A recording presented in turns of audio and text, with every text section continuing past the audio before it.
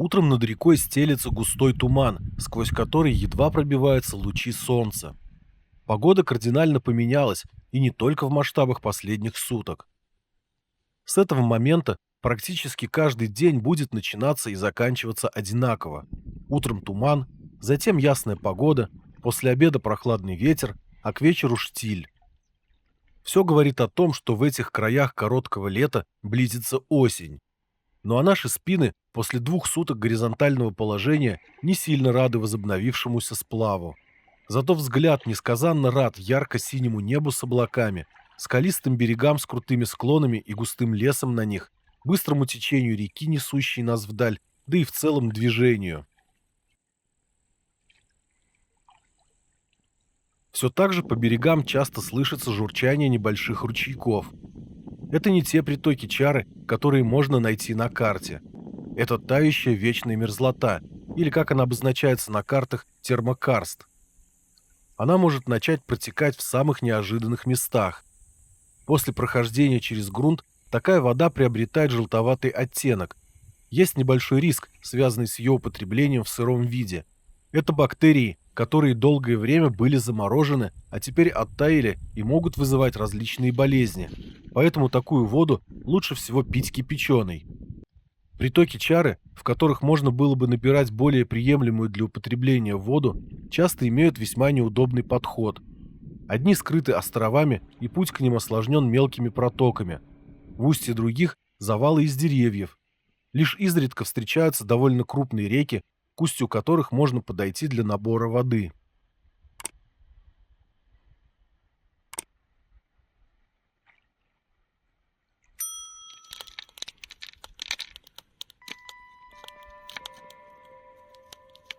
После обеда проплываем село Бясь-Кюёль, точнее только лодки местных жителей и лошадей, пасущихся на берегу. Само село находится примерно в полукилометре от реки, поэтому мы не считаем его первым населенным пунктом на нашем пути. Но все же люди теперь будут встречаться гораздо чаще, причем не только охотники, как раньше, но и целыми семьями. Чуть ниже села Бясь-Кюёль мы встретили такую семью с детьми, немного поговорили. Дети смотрели на нас, как на дикарей, хотя, наверное, мы уже такими и стали.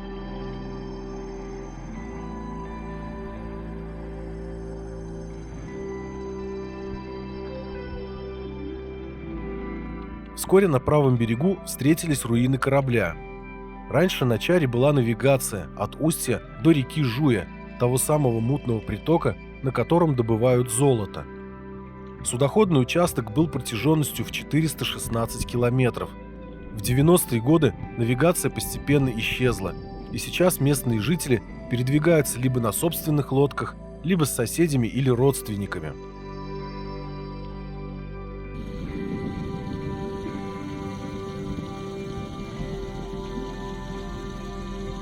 Сегодня стоянку искали недолго. Сегодня мы на ночлег остановились по геометке Китаевых. У них указан как бивак в тайге. Но от реки приличное расстояние, метров 50, наверное.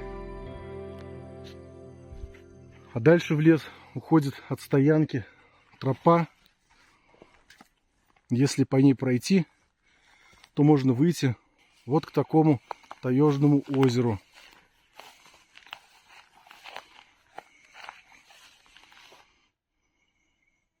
Рядом со стоянкой мы увидели необычные наросты на дереве. При ближайшем рассмотрении выяснили, что это гриб.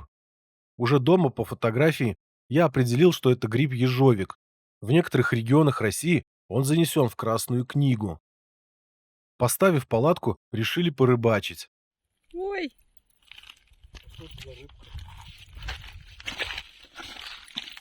ой, я не знаю, кто это.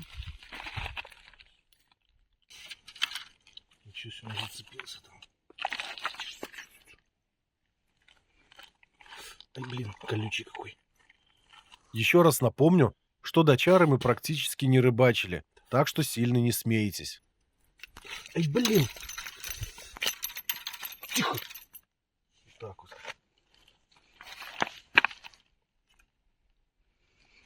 Сейчас он еще сильнее зацепился, блин, дурень. Блин, колется как.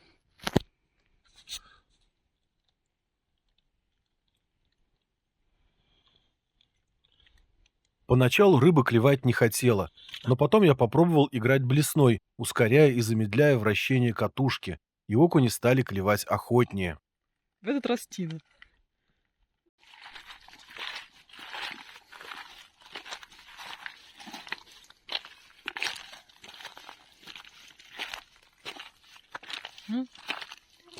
Третий окунек. Ну все, рыбалка сегодня удалась. 4 рыбки у нас. 3 окуня. А 4-й тоже окунь. Хороший. Однако рыбалка меня затянула, да и для ужина 4 окуней мне показалось мало. 6 окуней себе наловили на ужин.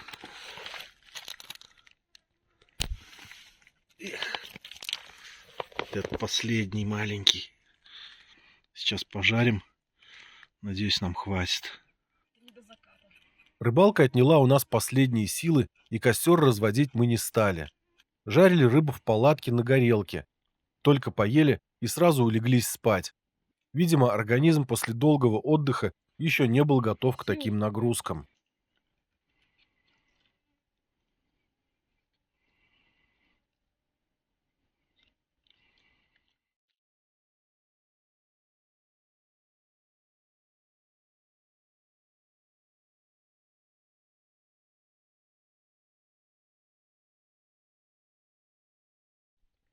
Сегодня утром завтракаем блинами со сгущенкой и чаем. Время 9:30. Сегодня опять над рекой стоял туман. Правда, мы ночевали немного в стороне от реки, примерно в 50 метрах, поэтому туман я не снял. Сейчас он постепенно расходится, вот эта вот серая облачность, которая над нами висит. Это и есть туман. Его приподняло, видимо, восходящим солнцем, и уже появляются голубые просветы. А мы отправляемся дальше, и сегодня рассчитываем пройти больше 50 километров, чтобы завтра уже быть в Токко. Через полчаса встретили на реке местных жителей. Отлично. Пороги нормально прошли.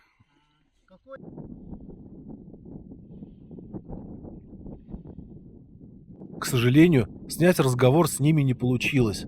Они расспросили нас о маршруте, сказали, какие цены ждать в Токко, какие сотовые операторы есть в поселке, чтобы мы могли позвонить домой и в поисково-спасательную службу сняться с учета. Горы на Чаре стали напоминать горы Северного Урала. Они также покрыты тайгой, как и здесь. Моторок стало еще больше, и здесь люди оказались более приветливыми, нежели в Забайкалье в самом начале маршрута. Кстати, в этот день я потерял вторую камеру. Экшн-камера, на которой я записал прохождение всех порогов на Чаре, выпала из сумки банана от компании Time Trial. Как-то неправильно они ее сшили, на мой взгляд. Ремень сверху, а молния снизу. Не досмотрел, не застегнул ее вовремя, и камера выскользнула из открытой сумки и сразу пошла на дно. Нырять за ней в мутную воду посреди реки не было смысла. Настроение пропало на несколько дней, и снимать дальше путешествие не хотелось вообще. Однако Вика все же меня переубедила, и я дальше продолжил снимать видео на смартфон.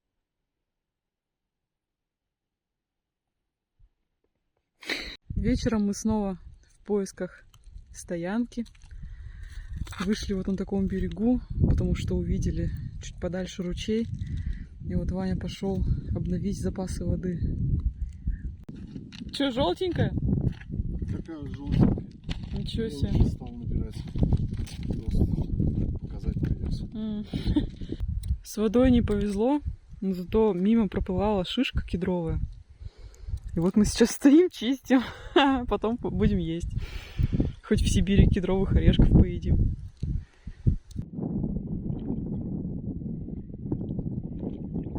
В этот раз стоянку долго искать не пришлось. Вскоре мы обнаружили песчаную полку на левом берегу, наподобие той, где мы пережидали дожди несколько дней. Только здесь очень хороший обзор, нет таких густых зарослей ивника, как там. Надеемся, что здесь нас дождь не застанет, а то опять все снаряжение придется очищать от песка.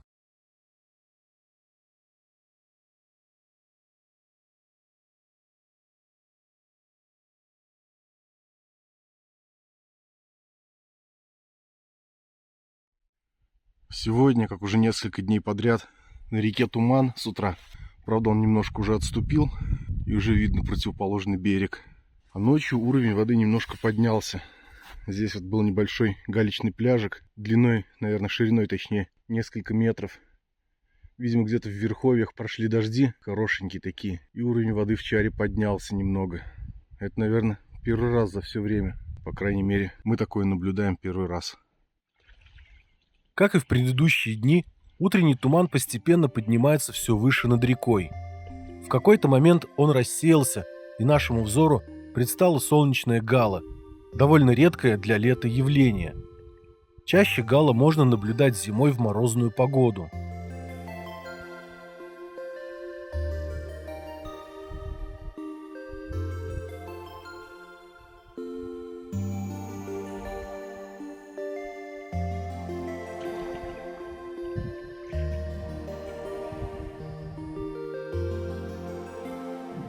Попутчик плывет.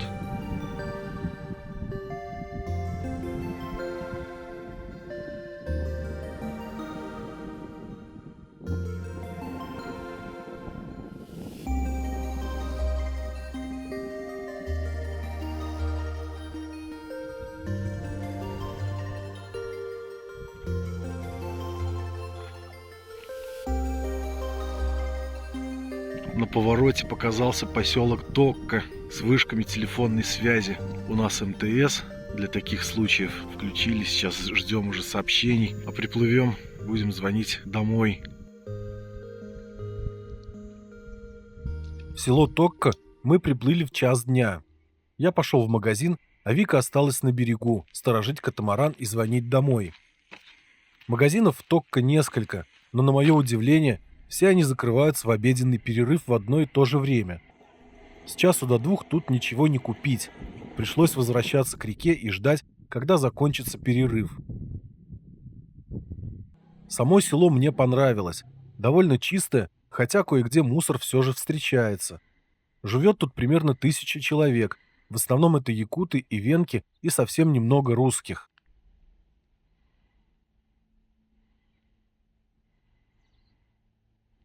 Дождавшись открытия магазинов, купил то, что хотел, неприятно удивившись ценам.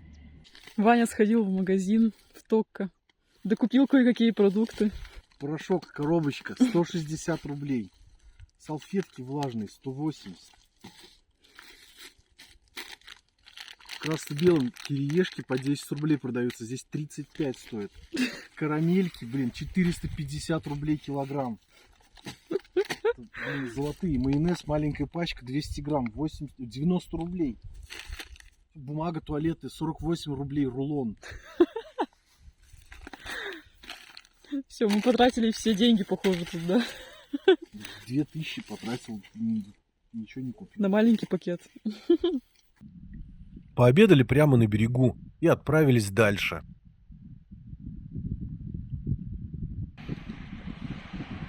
Чуть выше Токка Чара начинает делать большую излучину.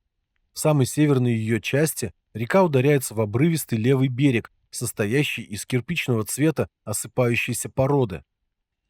По реке изредка сновали катера такси, видимо из Алекминска, административного центра района, по которому мы плывем. Также встречалось много местных жителей на личных лодках. Кое-где виднелись рыбацкие стоянки, а после острова Дабан-Ары, уже на правом берегу, показался небольшой паром. Паромной переправой пользуются жители сел Токко и Уолбут. От левого берега Чары идет грунтовая дорога в сторону реки Лена. Расстояние примерно 30 километров, когда по воде до нее отсюда все 140. После переправы мы переплыли к правому берегу и долго искали, где остановиться на ночлег. Проплыли правую протоку у острова Кенди-Ары, а потом решили вернуться к левому берегу. Там хотя бы нет зарослей ивника. После долгих поисков стоянки на правом берегу и ничего не найдя из-за сплошных зарослей ивовых кустарников, мы переплыли на левый берег и практически сразу нашли вот на таком высоком берегу стоянку. Вика сейчас там ставит палатку, а я буду поднимать катамаран. Сейчас поднимусь сам и покажу ее. Здесь, на высоком берегу, стоянки в привычном понимании, конечно, не было. Было лишь более-менее удобное место для установки палатки в зарослях брусники. Питьевую воду пришлось добывать из еле сочащегося песчаного обрыва рядом со стоянкой, а потом еще и фильтровать ее от песка.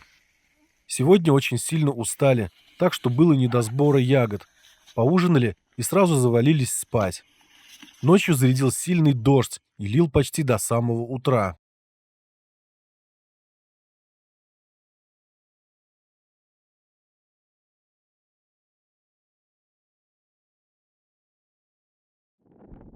Утро пасмурное, дует сильный, но не холодный ветер, к тому же попутный.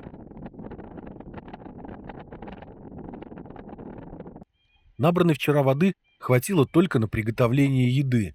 Воду для питья набрали немного ниже по течению, в ручье на левом берегу. Сам же берег постепенно понижается, и вскоре он превратился в сплошные заросли ивника.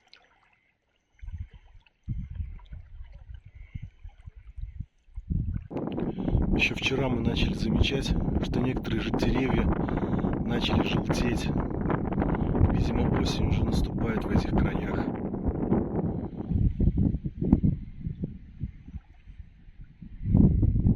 Примерно через час на повороте реки на правом берегу поднялись высокие горы, разделенные глубокими распадками. Их склоны сплошь усыпаны каменными россыпями, хотя высота их немногим больше 300 метров над уровнем моря. В пасмурную погоду с низкой облачностью они выглядят впечатляюще и даже немного мрачно. Река Чара на всем протяжении сплава радовала и продолжает радовать нас гористыми и скалистыми берегами. И сегодня нас сильно впечатлили именно эти горы, поэтому мы решили остановиться для отдыха напротив них. Всюду на камнях разбросаны светло-зеленые пятна ягеля. Вершины словно шапками покрыты лесом. Суровая и величественная природа Сибири покоряет с первого взгляда, но никогда не перестает радовать и удивлять.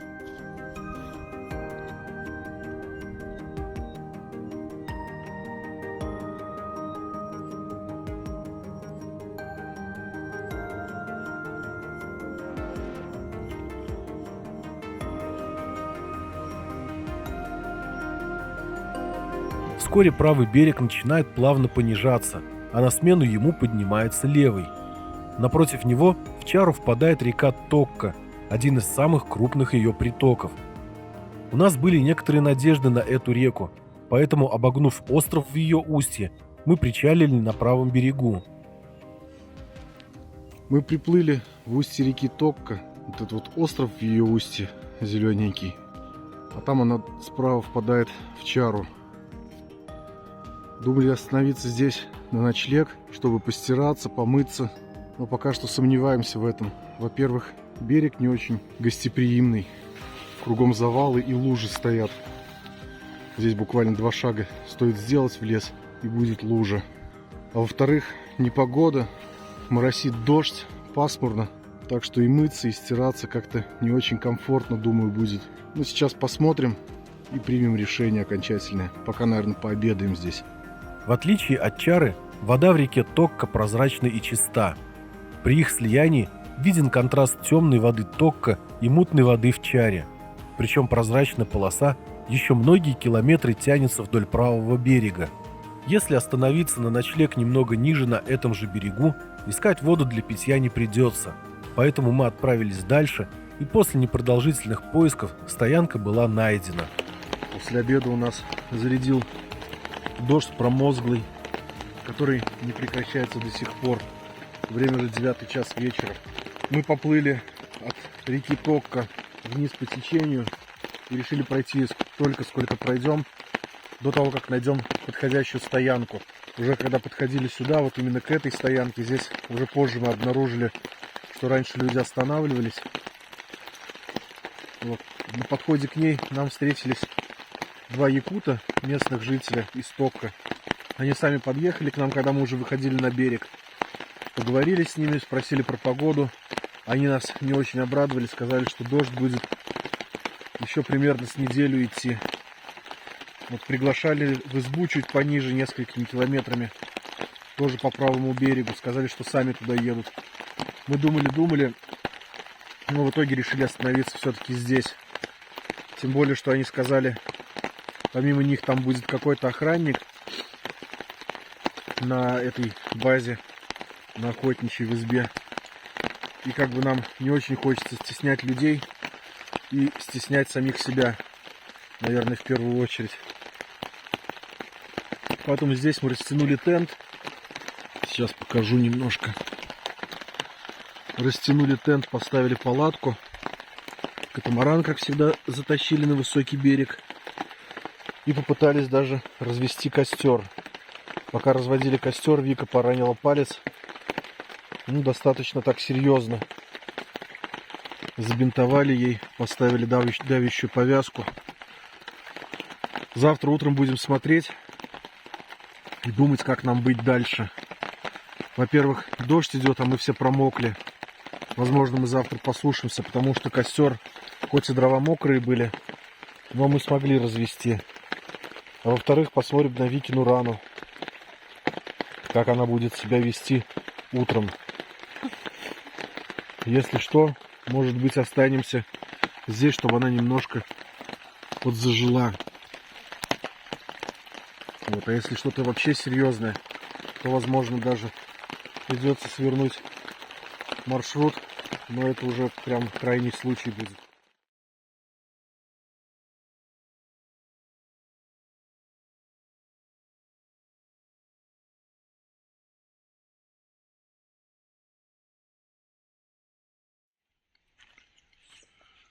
Первая половина следующего дня выдалась дождливой, но на небольшие промежутки времени дождь прекращался. В такие моменты мы выходили из палатки размяться.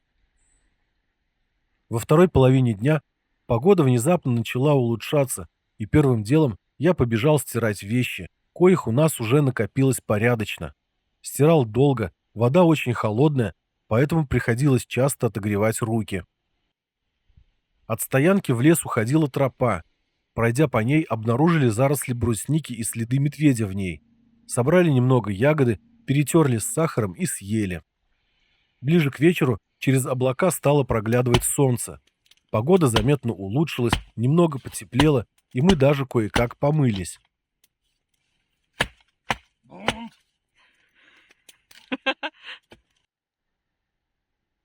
После 7 часов вечера, благодаря предзакатному солнцу, разливающему по золоту, берега преобразились, и мы поспешили запечатлеть их на фото и видео. Даже комары сегодня не сильно донимают, хотя они никуда не делись. Наверное, тоже любуются закатом. Мы, в свою очередь, надеемся, что прогноз местных жителей не оправдается, и дожди не зарядят на неделю. Очень не хочется плыть под дождем или целыми днями лежать в палатке, как это было совсем недавно. Стоянка смотрит на северо-запад, и небо с той стороны вроде бы очищается от облачности. Значит, надежда на хорошую погоду есть.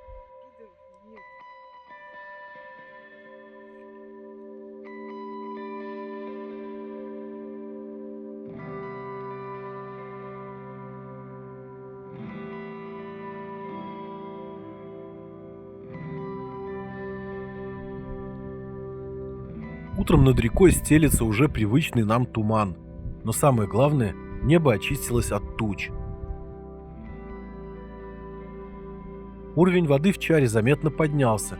Она стала мутной, зато увеличилась и скорость течения, а значит и наша скорость тоже. Изба, про которую нам позавчера говорили местные рыбаки. Но мы подходить не будем и плывем дальше. Хотим сегодня пройти как можно больше. С такой замечательной погодой и с такой скоростью передвижения сплав только в радость, настроение отличное. На палубе катамарана досыхают постиранные вчера вещи, мы только следим, чтобы их не сдуло ветром. Изредка проносятся моторки, но к нам уже почти не подъезжают. А нам этого и не нужно, мы осматриваем берега. Все-таки это последние десятки километров реки Чара. Здесь даже встречаются оленеводческие хозяйства с длинными заборами, тянущимися по берегам.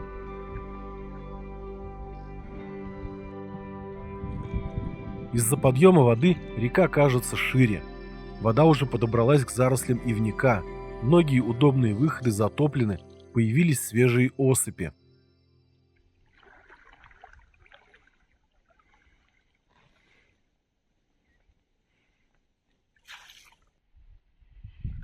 Ближе к обеду на небе появилось множество крупных облаков. Мы тем временем присмотрели более-менее удобное место, чтобы выйти и пообедать. Глянули в навигатор и не поверили своим глазам. За 4 часа прошли 37 километров. Такая скорость не может не радовать. Не спеша покушали и дальше в путь.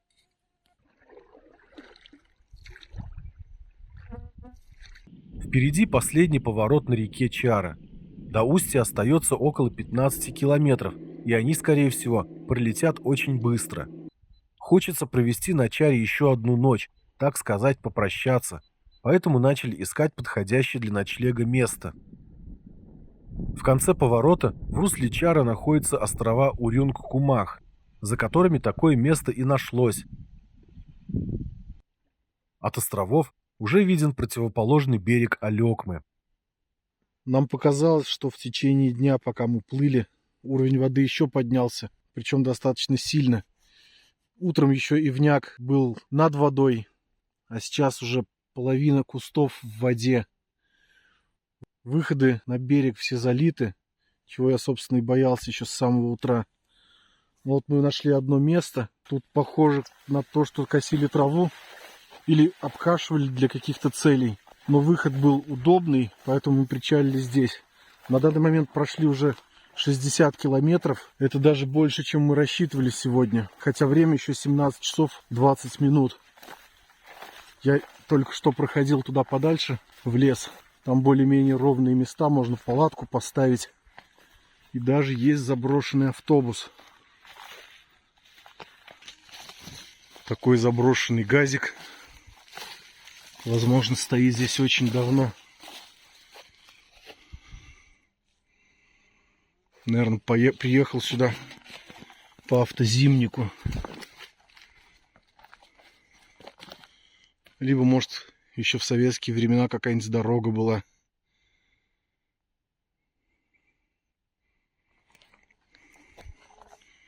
Возле автобуса есть головешки обугленные. Но здесь не очень уютно, грязно. И особо негде палатку поставить. А вот там, где Вика ходит, более-менее ровное место. Правда, какая-то тропинка проходит. Но я думаю, нас сегодня никто не должен побеспокоить. Так что спокойно расположимся здесь. А завтра уже планируем быть на реке Лена. Позади осталось почти 800 километров сплава, а впереди еще более 500. И этот замечательный солнечный вечер – просто подарок от Чары на прощание с нами.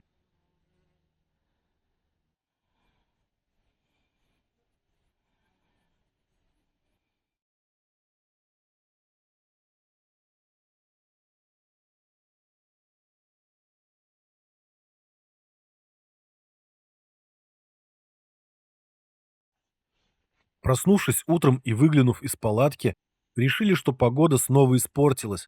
Было пасмурно. Но оказалось, что на реку опустился настолько густой туман, что видимость была около 30 метров. Туман не рассеялся ни в 8 часов, ни в 9. В половину 10 с большой осторожностью выдвинулись в путь, держась поблизости от берега, чтобы какая-нибудь моторка не выскочила из тумана прямо на нас. Вода за ночь поднялась еще больше и стала еще более мутной. Ваня в тумане.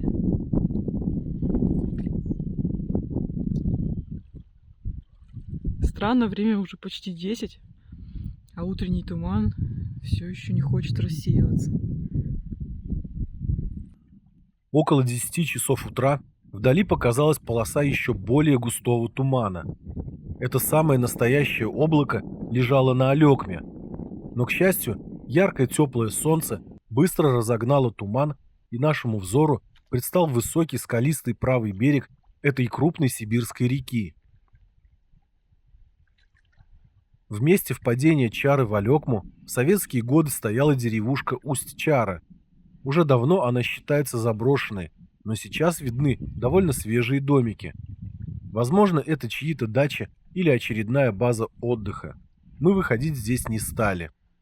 На 21-й день сплава мы прощаемся с рекой Чара. Вот уже впереди противоположный берег Алекмы и, соответственно, уже русло этой реки. И сейчас мы вместе с рекой Чара впадем в воды Алекмы.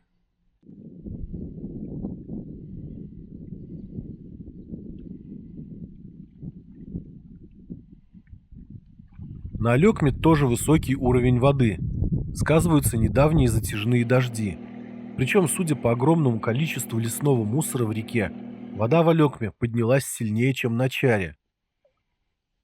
Поначалу было немного боязно плыть среди огромного количества коряг и деревьев, но вскоре выяснили, что между ними можно легко лавировать, и благодаря быстрому течению понеслись вместе с новыми попутчиками вперед к Лене.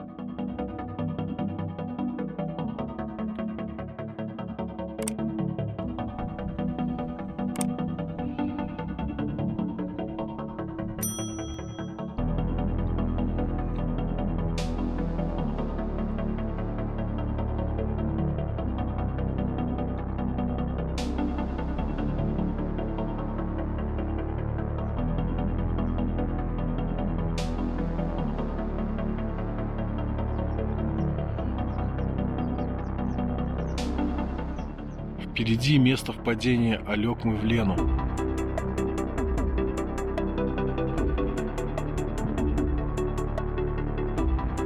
Вскоре показались остров Терют-Ары и поселок Троицк, расположенные в устье Алекмы.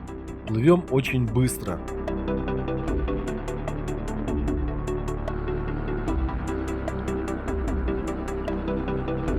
Вот уже показалась узкая синяя полоса противоположного берега Лены. Немного волнительно. Выплываем из устья Алекмы и заплываем в Лену.